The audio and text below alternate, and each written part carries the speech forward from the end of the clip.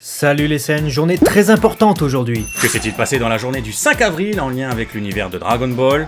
On va voir ça tout de suite.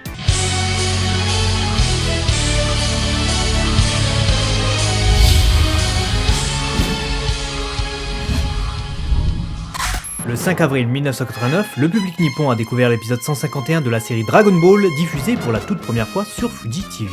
Et du mont Fuji à la montagne de glace, il n'y a qu'un pas. Après avoir quitté le mont Kiwi, qui ne faisait ni référence à lui, ni aux fruits, mais à ce kiwi. C'est quoi ça? Un kiwi. Mais y a pas l'air mûr ton kiwi.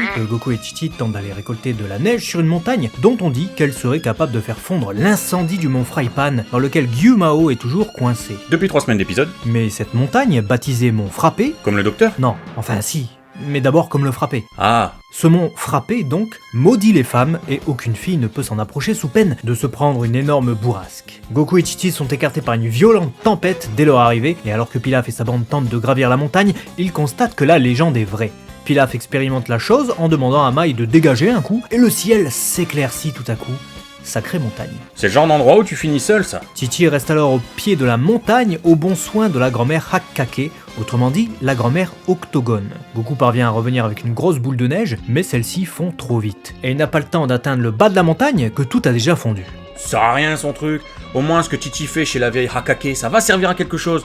Car bien que ça va faire rager les progressistes incapables de contextualiser, c'est elle qui va carry le game et dénicher l'objet que tout le monde attendait de retrouver. Le Bashosen. D'ailleurs, qu'est-ce qu'il fiche là? Bah écoute, Toei a décidé de le retrouver pour permettre à nos héros de retourner au mont Frypan. Pratique. Du coup, ils y retournent, mais le Bashosen ne semble pas capable d'apaiser l'incendie. Ah merde! Mais heureusement, ils ont reçu du miel de la part de la vieille grand-mère Hakkake, celui-ci leur sera très utile pour la suite. C'est un vrai RPG en fait ce filler. Tu exécutes des tâches pour des PNJ et il te récompense avec des items rares. Sinon, fun fact, Titi qui passera de combattante à mère au foyer à la poigne de fer dans la suite de l'histoire, a peut-être été influencé par la grand-mère Hakkake si l'on considère l'animé, puisque justement ce que lui apprend la grand-mère dans cet épisode, c'est gérer un foyer. Enfin, en premier lieu, elle se sert surtout d'elle pour qu'elle lui fasse son grand ménage dans cette baraque cradée en décrépitude, mais au final, Titi va grave surprendre. Et vu que début 1989, on en était à l'arc Saiyan en manga, Titi était donc déjà réapparu métamorphosé. Ça ferait sens. En plus, c'est basé sur des répliques de l'œuvre originale pour le coup.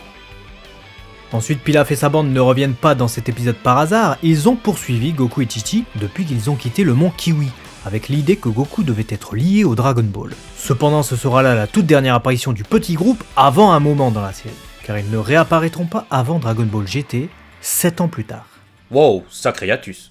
Le 5 avril 2009, la série Dragon Ball Kai débutait officiellement sur Fuji TV au Japon.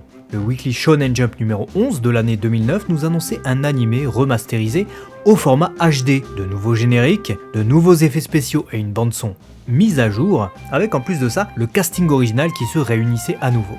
L'épisode 1, diffusé le 5 avril 2009, donne le ton. On a bien de nouveaux génériques, le tout est en HD, et tout est redoublé 20 ans après. Mais, en dépit du message d'accroche présent dès le premier écran qui stipule Original Cut d'Akira Toriyama, on n'est pas du tout sur un montage basé sur l'œuvre originale. L'épisode 1 commence même avec des images du premier TV Special Dragon Ball Z, qui aujourd'hui n'est plus considéré comme rattaché à l'histoire. Canon si vous préférez. Puis il conserve des rajouts servant à présenter Son Gohan, que l'on avait sur la série télé Dragon Ball Z. L'épisode 1 conjugue quand même au moins 2 épisodes, non? Ouais, il conjugue l'épisode 1 et environ la moitié de l'épisode 2 de DBZ. La dernière scène tirée du premier épisode est d'ailleurs celle qui concerne Piccolo face à Raditz. Et d'ailleurs à cette occasion, l'animation du Bakulikimara de Piccolo a été entièrement redessinée, bien que l'effet de fumée soit plutôt correct. Le dessin en lui-même est assez grossier. Les poignées rouges de Piccolo ne sont même pas respectées. Pour un Rijo, ça la fout mal. Sinon, bon point, comme la série Dragon Ball Kai est en réalité Dragon Ball Z Kai, autrement dit un Dragon Ball Z mis à jour, le titre international de la série ne s'y trompe d'ailleurs pas. Bah ça veut dire qu'ils n'ont pas fait la première série Dragon Ball. Du coup, les quelques plans remasterisés en HD de la première série qu'on voit en intro restent agréables, quoi qu'on en dise. D'ailleurs, ils en ont profité pour corriger la couleur du sang de Piccolo, car elle était rouge à l'origine dans l'animé, série DB et DBZ y compris. Son sang n'est devenu violet que dans l'arc Saiyan, quand Toei a constaté que notre géant vert était en fait un extraterrestre. Bah ça devait bien les arranger de pouvoir faire son sang d'une autre couleur, ne serait-ce que pour l'autocensure. Le changement survient apparemment dans l'épisode 27 de Dragon Ball Z, où l'on pouvait voir ses ecchymoses violettes avant de voir son sang dans le teaser de l'épisode suivant. Sinon, pour finir, autre raccord que fait ce premier épisode de Kai, son titre. Il a quoi? Il fait écho à l'ONA, Original Net Animation, sorti l'année précédente. Os Kaete Kita Son Goku to Nakamatachi, autrement dit, Os, Son Goku et ses amis sont de retour. Bon, Os est intraduisible, mais on dira que c'est un salut. Ah ouais, car ici le titre est Son Goku est de retour. Voilà, Kaete Kita Son Goku. 2008 marquait son retour en animation et 2009, son grand retour à la télévision. Le 5 avril 2015, Végéto se faisait absorber par Majin Buu. Ah merde! Bon, pas exactement en fait, puisque Végéto dresse un bouclier d'énergie pour se prémunir de cette absorption et parvient ainsi à pénétrer le corps du Majin sans être absorbé. Y a vraiment qu'une fusion pour faire des trucs de dingue comme ça. Ouais, entre ça et le fait de garder sa force et sa conscience à l'état de bonbon, y a que lui pour faire ça apparemment. Ouais, et pour le coup, ça c'est dans l'œuvre originale. Tout comme les Super Ghost Kamikaze de Buu. De manière générale, cet épisode contient beaucoup plus de passages tirés du manga que l'épisode précédent. Il reprend malgré tout les épisodes 271 et 272 de DBZ qui étaient pas mal tirés en longueur, mais parvient à finir sur un joli cliffhanger avec Buu qui absorbe Végéto. Avec en plus la BGM Mamorubeki Inochi, la vie devant être protégée, tirée du film Dragon Ball Z Battle of Gods. Du même compositeur, Norihito Sumitomo.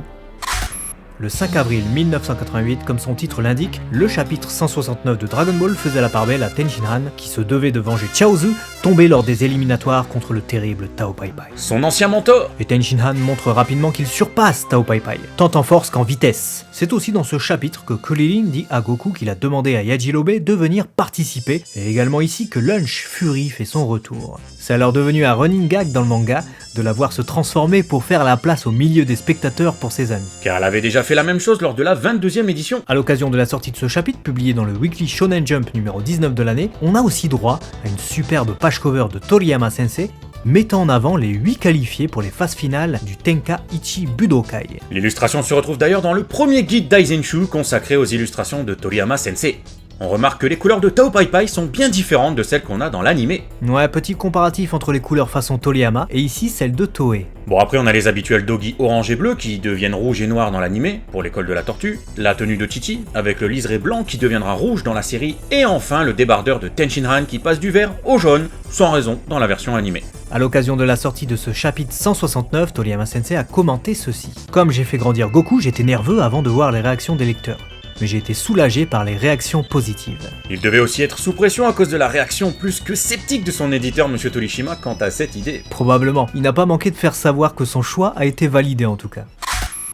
Le 5 avril 1994 sortait le chapitre 465 de Dragon Ball dans les pages du magazine Weekly Shonen Jump numéro 18 au Japon. Un chapitre dans lequel on poursuivait l'affrontement entre Vegeta et Majin Buu qui allait soudainement s'énerver. Il fait péter toute la zone et démontre son pouvoir effroyable. Et au passage, Shin disparaît. Ouais, le chapitre se conclut d'ailleurs sur ça.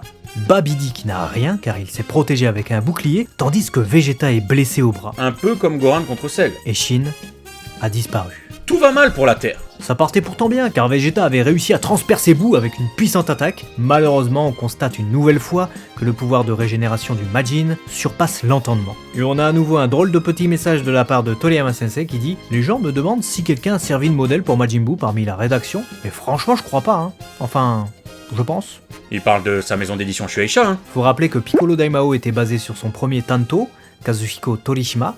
Frieza lui était basé sur Yu Kondo, son deuxième éditeur, et enfin, ici, Majin Buu serait inspiré par Fuyuto Takeda, son troisième Tanto durant l'arc Majin Buu. C'est vraiment un troll notre Toriyama Sensei.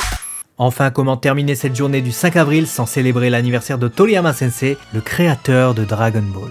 Joyeux anniversaire Toriyama Sensei. En novembre 1984, Dragon Ball était publié pour la première fois dans les pages du magazine Weekly Shonen Jump. Une belle aventure commencée pour nous tous, qui de fil en aiguille, que ce soit grâce au manga ou à l'anime, nous a fait nous intéresser à l'auteur, ses travaux, ses références et même au-delà. Cela a pu façonner notre goût de la culture japonaise, du jeu vidéo, de l'animation japonaise, du manga ou notre attrait à la culture en général. Bref, merci Toriyama Sensei. Un homme qui a fait bien plus qu'il ne pourrait jamais l'imaginer pour l'humanité, et cela à travers un simple manga. Merci à tous pour votre soutien et vos commentaires nombreux. On se retrouve dès demain pour un nouveau Chronoa qui reprendra une horaire plus normale. Bon 5 avril et à très vite. Matane.